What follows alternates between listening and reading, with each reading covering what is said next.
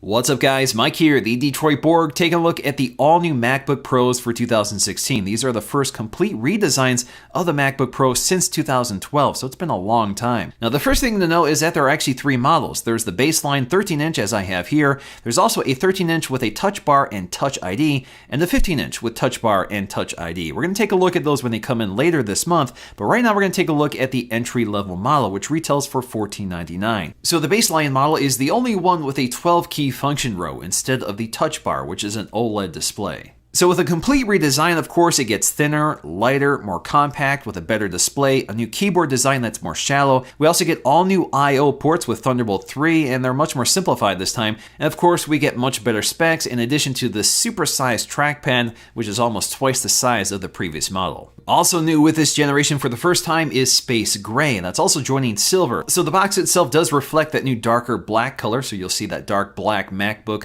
and Apple logo on the sides, and of course the specs are on the back of the box. So the first thing we have to do is remove the plastic so we can go ahead and lift up the lid. So this is a pretty familiar unboxing if you ever opened up other MacBooks. So once we remove the lid, the first thing we'll see here, of course, is the MacBook in that space gray color. It's a really nice color. Of course, we've seen this already on the 12-inch MacBook, and it's definitely my favorite color. So first up, we have some paperwork. So this packet includes a quick start guide that highlights the major features, as well as some OS X features. We also get some warranty information and a set of white Apple stickers, so you won't find space gray Apple stickers like you get with the MacBook. Now missing here is that microfiber cleaning cloth that used to come with other MacBooks. So beneath that we'll find a plastic wrapped 61-watt USB-C power adapter. So this power adapter of course is not MagSafe, so it does have a detachable USB-C cable, which I think makes it a little more durable, which means if you damage the cable you don't have to replace the entire adapter.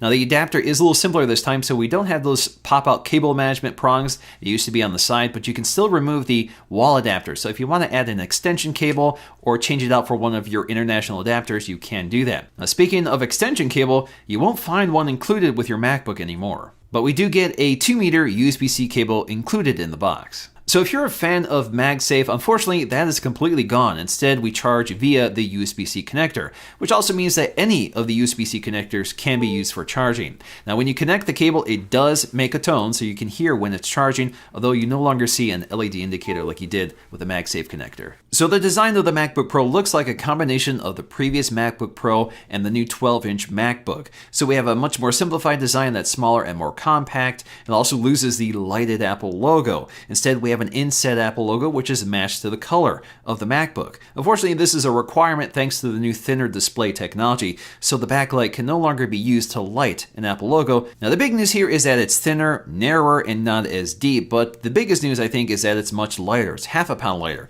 so it's 3 pounds, which makes it much more portable. Now when it comes to the display of the 13-inch MacBook Pro, we have the same resolution as the previous generation, 2560 by 1600. It's good for 224 pixels per inch. So it's a really sharp Retina display, but this new display is 67% brighter with a 67% higher contrast ratio with 25% more color. So like the newest iMacs, the iPad Pros, and the iPhone 7, this is also compliant with the P3 standard for that wider color gamut. So these displays are definitely much brighter with more vivid colors, and that contrast definitely gives the display much more depth. So things look a lot more vibrant compared to the previous generation, which looks muddy compared to this model. They've also significantly reduced glare on the newest panels. You can see this when you compare them side by side. So even though they're very glossy, it does a pretty good job managing the glare. Unfortunately, what hasn't changed at all here is the FaceTime HD camera, which is still 720p. Of course, we do get an LED indicator and an ambient light sensor right next to it. So taking a look at the sides compared to the previous generation, you can see there's big changes here in terms of the I/O, for better or for worse. Now we have Thunderbolt 3 ports along the side. Now these look like USB-C connectors and they function like that as well, but they do support Thunderbolt 3, which of course supports a lot of things like display output and other connections. In fact, they're compatible with basically anything as long as you have the right adapter or as long as they work with USB-C. But these are Thunderbolt 3, which means they support up to 40 gigs per second in terms of throughput and can be daisy-chained. Now, unfortunately, with this model, if you look at the other side, all we have is a headphone jack, and I know what you're saying, at least we have a headphone jack, but if you want additional ports, you're going to have to go to the upgraded model. But of course, this means we lose a lot of other legacy ports like HDMI, standard USB-A connectors, Thunderbolt connectors, and a SD card slot. On the front, as always, is a thumb port for lifting up the display. Now, of course, the hinge is perfectly weighted, so when you lift it up, it doesn't pick up the entire computer. And speaking of that hinge, unlike the previous generation, it is integrated into the chassis design, just like on the 12-inch MacBook. So we have this nice continuous look instead of the black plastic trim piece on the back of the MacBook. The hinge design is also much more compact. It looks very different compared to the previous generation. As does the ventilation. There's much less obvious ventilation on this MacBook. In fact, if you look at the inside of the hinge, you'll find much smaller grills compared to the previous generation, so this does a much better job ventilating without large grill intakes. This also loses the ventilation on the bottom of the chassis from the previous generation. Now, on the bottom of the MacBook, as always, you can remove this back panel, but it's not meant to be user accessible. So this is secured with pentalobular screws, and we do have those plastic feet at all four corners. Returning once again is a Force Touch glass trackpad, but this time it's twice as large as the previous generation. It's almost comically large. At first, I thought this might be difficult to work with because your palms naturally rest on it when you're typing, but there seems to be really good palm rejection, so I can rest my palms directly on it and still operate the trackpad without issue and type like I normally would. Now, Force Touch basically means that this is a static state trackpad, so it doesn't physically move, but it does replicate a physical click. So we have 4 sensors in here that detect the pressure you're applying, and it responds accordingly. And taptic motors underneath replicate a physical click. Now, I have noticed that the taptic click on this trackpad is a little softer than it was on previous generations. I'm not sure if that's related to the size of the trackpad or if they've reprogrammed it just to be a bit softer. Now, I think what concerns most people is the new keyboard, which is a very different design from the previous generation. This uses that same butterfly technology that's also in the 12-inch MacBook, which some people absolutely hate. Now, Apple is referring to this as a new revised second generation of that same technology, and there's definitely a big difference in terms of how it works. The keys are very shallow and they're much wider, but they're much more solid with a very distinct click. So they definitely have a much more pronounced buckling feel than the previous generation. Now, for me, this means the keyboard is extremely fast and accurate. I really like this keyboard. It's better than the 12-inch MacBook and a huge improvement over the old MacBook Pro, which to me feels like typing on a sponge. They're much softer, they wobble, and they're definitely not as solid or as fast as this new keyboard. We also have a much improved backlight. So each key gets its own LED light, and there's much less light leaking, but it's also much more vivid than the previous model. They've also completely redesigned these speakers, so you now see speaker grills on the front on either side of the keyboard. They are much louder with a much deeper range, a much wider feel, and they're much clearer. They sound fantastic and are a huge improvement over the MacBook Pro and the MacBook Air. So let's go ahead and take a listen. What's up, guys? Mike here, the Detroit Borg, taking a look at the new Pixel and Pixel XL. These are Google-designed smartphones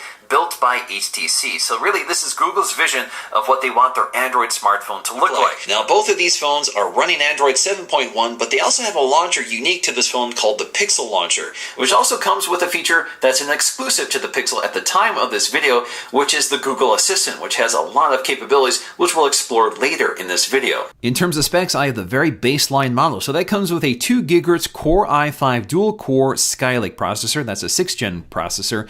We also get 8 gigs of 1866 MHz RAM. This also comes standard with a 256 gig PCIe-based SSD, so we have very fast storage built in. So next up, I just want to run through some benchmarks to get an idea of the performance of this computer versus the MacBook Air, which Apple says this is replacing. So in terms of our Geekbench for single-core score, we're seeing a pretty high score of 3783 and a pretty impressive multi-core score of around 7300. That's a pretty small bump on the single-core score from the MacBook Air at around 3200, but a significant bump for the multi-core score, which is under 6000. Now, the biggest improvement really comes in terms of graphics. So if we look at our graphics benchmark, we're seeing a score of around 28,000 on the new MacBook Pro versus a little under 18,000 for the MacBook Air, so that's a significant increase. Another big difference here is SSD speed. The MacBook Pro has really fast SSDs. It's around 1300 on the write speed and around 2000 on the read speed. That's almost double the performance of the MacBook Air. So if we compare the MacBook Pro to the MacBook Air, there's obviously huge differences here. The new MacBook Pro is actually